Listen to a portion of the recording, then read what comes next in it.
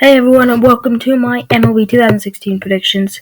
I don't know, I might create an intro soon, but I'm not uploading extremely consistently, and I'm not incredibly serious about this. Now, before you go and say, oh my gosh, he's so unprofessional, I was using the freaking ghetto screen recorder. Before you go, I just want to say, I'm actually going to make this good. Like, this isn't going to be one of those recordings where it's like a guy that has like this good mic, but he's just like whispering like, okay guys, David Price went to Boston for a lot of money, and then Zach Greinke also wins, so I think that's going to help them a lot.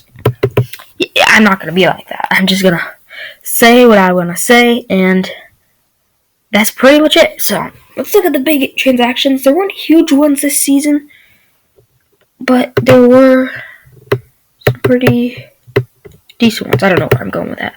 But yeah, David Price going to Boston. That's a loss for Toronto. That could shake up the AL East. It seems like a lot of players, these free agents, are going like interdivision, which is so strange. Like, Greinke went from Dodgers to Arizona, Hayward to St. Louis to Chicago, and then, yeah, it's just strange. Very strange. But Hayward is a big pickup for the Cubs. Greinke is a big pickup for the Diamondbacks. Yeah, that's the name. But I think it's a huge loss for the Dodgers. I mean, Greinke's a guy that can win you a couple more games. Like, he could honestly win you 3 or 4 more games than the Dodgers' new second place pitcher is going to be, and that will make a huge difference. I'm going to show you later in the video. Yoenis Cespedes, I think that is probably the biggest news of the offseason, other than Greinke. It's Yoenis Cespedes staying at the Mets. That's huge for them. Cueto picked up by San Francisco. That's a pretty good move. They also got Samardzija from there. Alex Gordon stayed at Kansas City. Ian Kennedy went to Kansas City. Kansas City was pretty busy this offseason. Oh, Justin Upton also left to Detroit, and then Zimmerman left to Detroit. 2 pretty decent signings. I mean, they're good, but they're not like some of the best in the league anymore. I mean, they're like, if I were to be honest, like in terms of ratings, like if you know FIFA, they have ratings like they're probably around like an 80, like just above like low 80s, like 83, 84 rated, which is pretty good, but it's not the best you can get. Best would be like 86, 87. Well, anyways, enough for that. We got Ben Zobrist, Scott Kazmir, and that's pretty much all I want to do. Oh yeah, Washington picking up Danny Murphy. That was a big signing as well, another interdivision one. And that's pretty much all I wanted to say about that.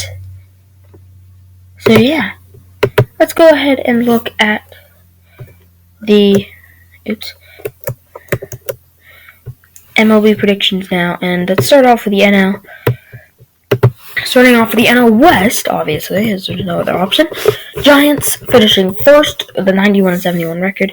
Dodgers and Diamondbacks just a few games behind, and that's where Greinke comes into play. He's going to win the Diamondbacks like 3 or 4 more games than they did, and then the Dodgers are going to lose a couple of those games.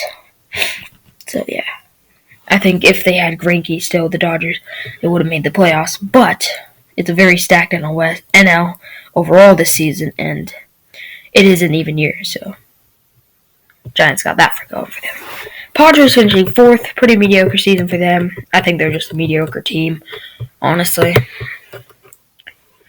And then Rockies at the rear end. Cardinals finishing 1st with the best record in Major League Baseball. Why, you might ask? Well, because they are a great team. They just are. They got some good players. They got some good pitchers. And the Cubs, even though they're probably the best team overall on paper, they're going to finish just behind the Cardinals. So, come at me, Cubs fans. Pirates will have another good season, but they won't make the playoffs. Brewers will finish 4th, same record as the Padres. And then the Reds, who are in a rebuilding process, I think I have them as the second worst team in the Major League Baseball. The Mets finished first in their division. They're so stacked. I mean, their pitching unit is probably the best in Major League Baseball. They have a quality infield, great outfield, good catcher. I think they're probably the most stacked team in MLB, but they won't have the most amazing seasons in the regular season. They'll do better than the playoffs, though. The Nationals are pretty much in a playoffs or bust season here, because, I mean, they have the reigning MVP, Bryce Harper. They obviously got rid of Zimmerman, but they got Murphy. So, obviously, that's a little bit more hitting rather than pitching. They're pitching. They still have Max Scherzer, though, so that's pretty good. And then they really have to make the playoffs. There's pretty much no excuses by now. The Marlins will have an 81-81 season. Giancarlo Stanton and D. Gordon are going to have to carry them if they want to make the playoffs. The Braves at 76-86, and the Phillies rounding it out. The Astros are up next, and they are in the first spot in the AL.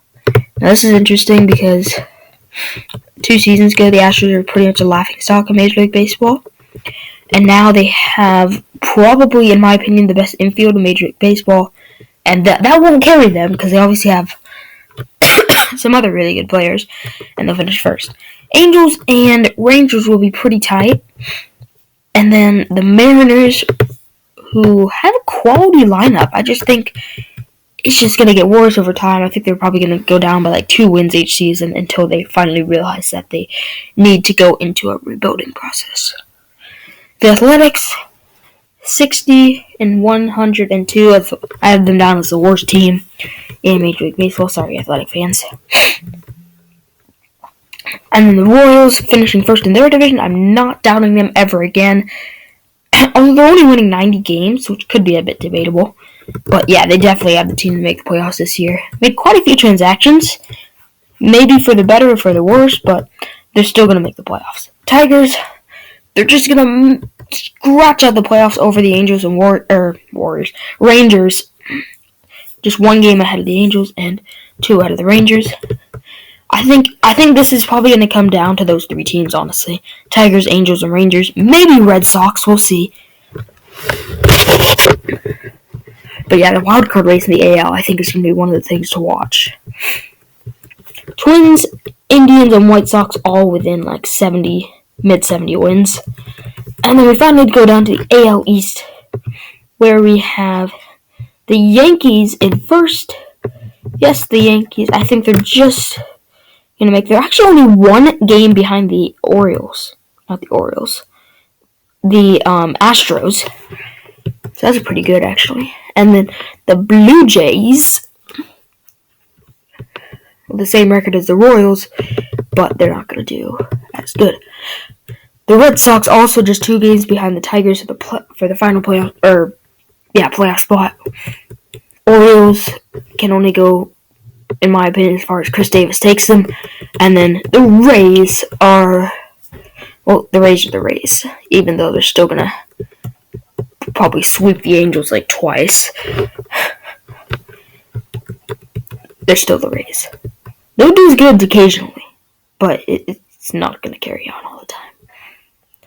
And that's about it. Actually, I failed recording of this before, and I had to redo this also. It's not failed now, at least I'm pretty sure. And that's about it. Playoff predictions are coming like literally right after